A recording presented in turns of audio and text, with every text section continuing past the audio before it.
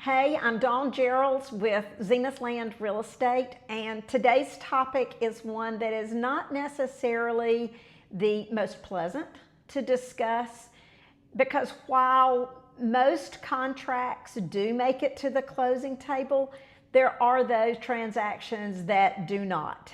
And while there could be a wide variety of reasons why something doesn't close, there are some common reasons for, at least in my market, for a transaction not to close. And so let's talk about what those reasons might be.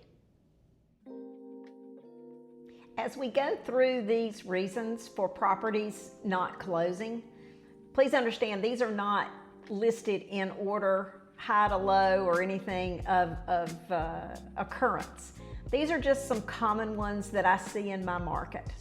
So the first one of these would probably be a low appraisal value.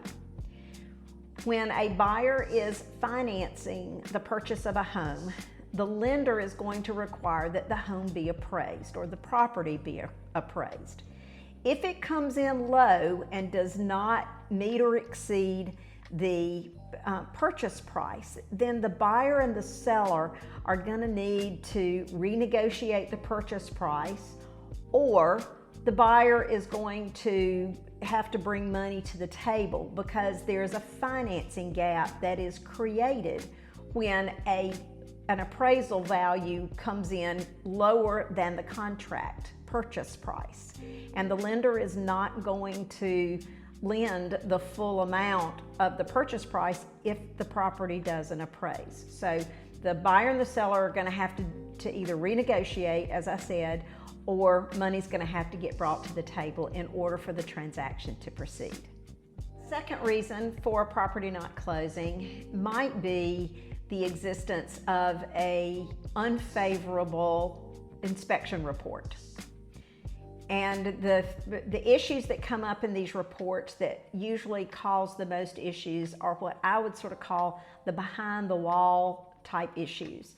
Maybe there's electrical issues that come up during the home inspection, or there's plumbing issues that come up, or there is structural problems with the foundation, or maybe there's some issue with the roof.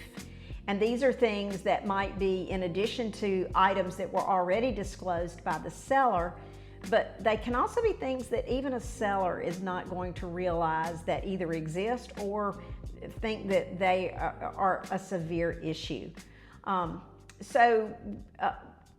When this occurs, the buyer is going to usually address it by doing one of several things. First of all, they may ask the seller to make repairs for those items that are listed in the inspection report. If they don't do that, they may ask the seller for a credit of some sort, not necessarily for them to make the repairs, but for the buyer to receive some sort of monetary credit for the buyer taking care of the repairs that are brought up in the home inspection. And then another thing that the buyer may ask is that they would ask that the seller reduce the purchase price, maybe in an amount that would allow the buyer to go ahead or to make those repairs following the closing of the property. Now, if the buyer and seller are not able to come to some sort of agreement on how those repairs are going to be handled, if at all, then, and all of this is being taken care of within the confines of the due diligence period, then the buyer may decide that it is in their best interest to terminate the contract and get their earnest money back and look elsewhere. A third reason that a property might not get to closing is that the buyer's financing simply falls through. Even if that buyer was well qualified and pre-approved, there can still be things and hiccups that happen in the underwriting process that will cause them not to be able to get financing. What those hiccups are and what could be those issues, Well, that is definitely a conversation that a buyer needs to have with their lender and with their agent to say, okay, what do I not need to do? And more than likely, the biggest piece of advice that they're going to be given is that you don't make big purchases, you don't do anything that's going to ding your credit between when you've gone under contract and when the house closes. So don't go out and buy furniture for this new house, because if it could very well keep your loan from going through, and then you won't have a house to put all that new furniture in. So be very careful about that one. That one can sneak up on buyers in a hurry. And then the fourth reason that we see some is that there's no clear title to the property. The title will be examined by, in the state of Georgia, a closing attorney, and in other states by the closing agent or the escrow agent, depending on how it's referred to.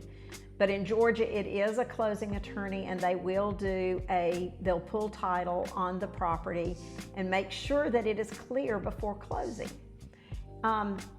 If it is not clear, then whatever is clouding that title is going to need to be resolved. And that could be a very simple issue that needs to be cleared up, or it could be something that may extend the period before the property can close. And it may be such a severe issue that the property doesn't close at all. Please remember that most real estate transactions do make it to the closing table. These are just some things that can be impediments at times.